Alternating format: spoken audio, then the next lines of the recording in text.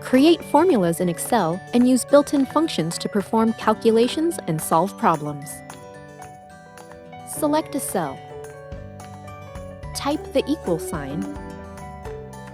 Select a cell or type its address. Notice the blue color match between the cell reference and the cell. Enter an operator like minus for subtraction. Add another cell.